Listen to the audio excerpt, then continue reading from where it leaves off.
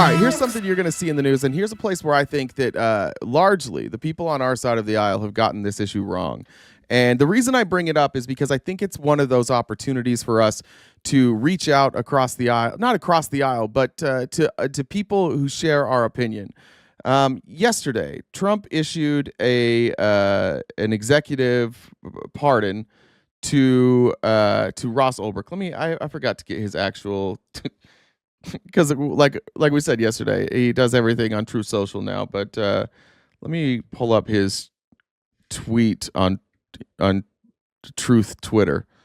Here we go. This is what he had to say. He said, "I just called the mother of Ross William Ulbricht, which fun fact, his name is not Ross Ulbricht, it's Ross Ulbricht. He's not only he spelled it wrong. That's not the same name." But that's fine. It's not like he's an important guy, just like the commander-in-chief, leader of our country. Who cares if he knows anybody's names?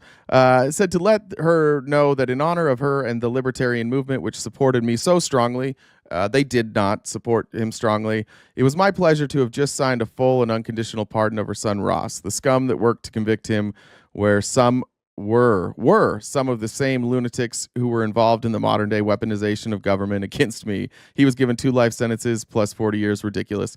So in typical Trump fashion, he figures out a way to make it about him and and include himself in the weaponized justice system that was weaponized against Ross Ulbricht. He's right about it being weaponized against Ross Ulbricht, by the way. He's not wrong about that. I told you guys about Chase Oliver. He's the leader of the Libertarian Party, and I didn't read his quote yesterday, but I'll read it now. I think now would be a great time for us at the Libertarian Party to start championing the causes of prison reform and justice reform. I agree. This is a group of people that I've said lately and repeatedly that we can find some commonality here with libertarians. Libertarians should be on the left. They should not be considered on the right. They don't fit on the right, and Chase Oliver proves it here. He says, "We're rightfully celebrating the release of a man from 11 years in prison tonight. There are many who are still in the position of being held in terrible conditions by the state, and far too many laws that exist only to punish victimless crimes. Things like extended solitary confinement, denial of decent food or medical care, and improper treatment from prison guards need to be addressed. If you're thinking to yourself, why should I care about criminals? Perhaps think about that question if you had been Lynn Ulbricht the last 11 years. While we celebrate the release of Ross Ulbricht, we must also think about the countless others who continue to suffer as he has for over a decade. And we need to reform our legal code to end the useless drug war before we imprison more people like Ross, whose only crime was building a website." I think that I don't know if I like that framing, that his only crime was building a website, because he did commit some crimes. But a lot of those crimes came from the selling of the Lord's Leaf, which most of us regularly use, and in most states you can have access to that. At the time, there was no access to the Lord's Leaf, but there is now, and that's what Ross Ulbricht did. I want you to be careful, when you see this stuff going around from other liberal content creators or on social media. They will say things about Ross Ulbricht that just aren't true, and frankly, if we're being honest, I think it's because everybody hates Donald Trump so much, and rightfully so, that sometimes we don't take the time to get the facts on things. And I think that that's what's happened here. I think a lot of people didn't take the time to get the facts on things. There are 2 pretty gross lies that are circulating about Ross Ulbricht. The first lie that's circulating about him is that he was in human trafficking, that he was trafficking children and human beings for sex trafficking. That's not true. There were no charges. There were no accusations of trafficking. Trafficking wasn't something you could do on the Silk Road, which is the website that he owned and managed. The second is that he had hitmen on the Silk Road. Also not true. The story of what happened to Ross Ulbricht is he had been running the site forever, and he ran the site under the name Dread Pirate Roberts. If any of you guys are fans of The Princess Bride, you'll recognize the name The Dread Pirate Roberts. And the reason he used the name Dread Pirate Roberts is the same reason that Wesley used the name The Dread Pirate Roberts in The Princess Bride. The idea is that the Dread Pirates Robert is a position, not a person. And that position switches from person to person to person.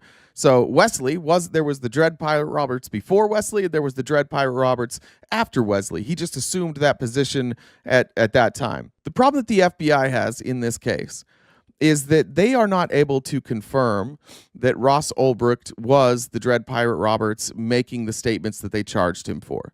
They can't actually prove that. I think people could argue whether or not it was him or wasn't him, but it's impossible to prove that. And that's the damning evidence that put him behind prison walls for life. Essentially what happened is there was some money stolen. There was some cryptocurrency that was stolen, I think specifically Bitcoin. And they placed the blame on a certain user. And Dread Pirate Roberts at the time at first was like, I wish he'd get beat up. And then Dread Pirate Roberts talked to one of these other users that had infiltrated, and that user staged that they had been beating up this guy, and they staged that they were going to take his life.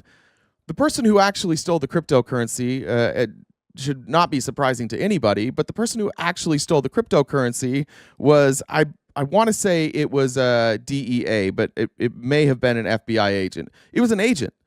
And then that agent worked with other people to pin that crime on somebody else.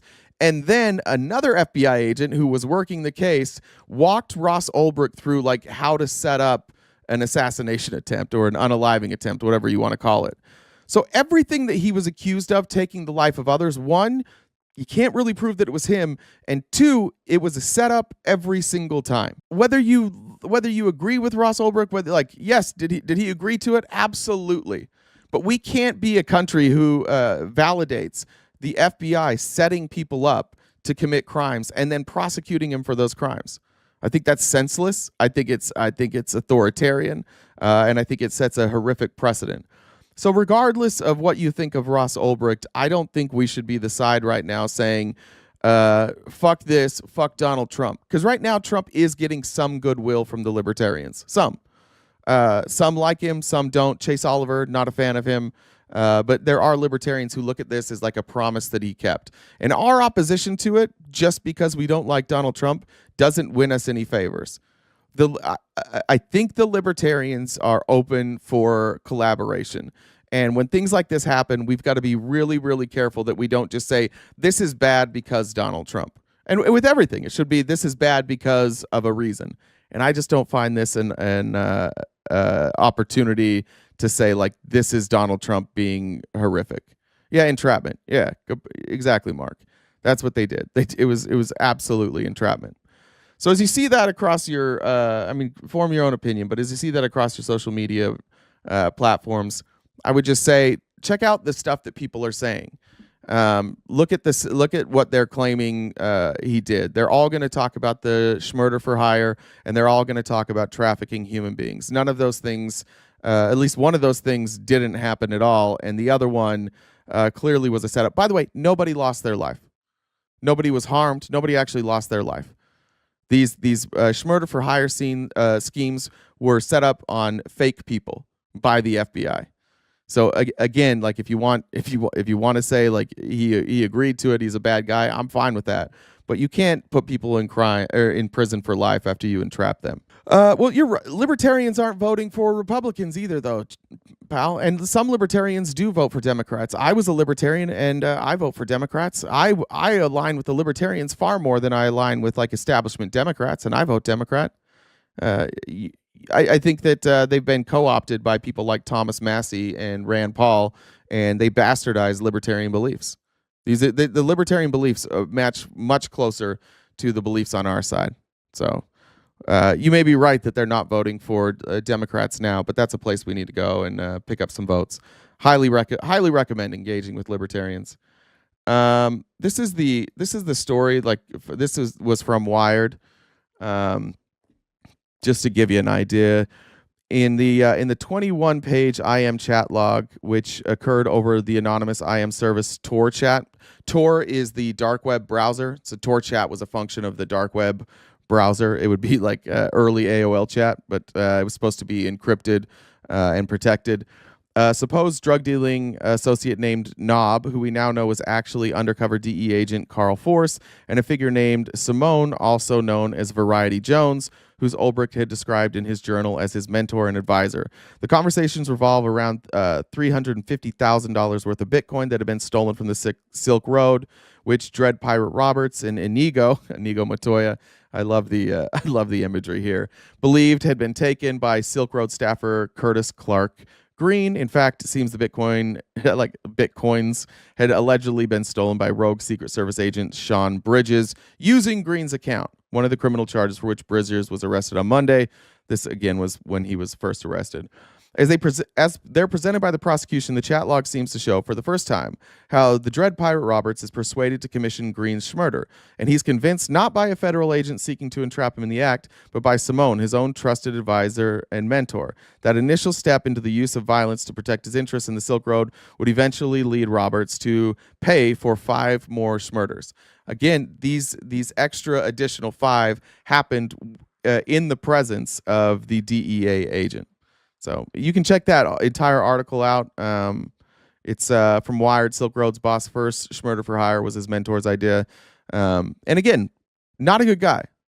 Not somebody that I would advocate for patterning your life after, but also not somebody who deserves to be in prison for the rest of their life.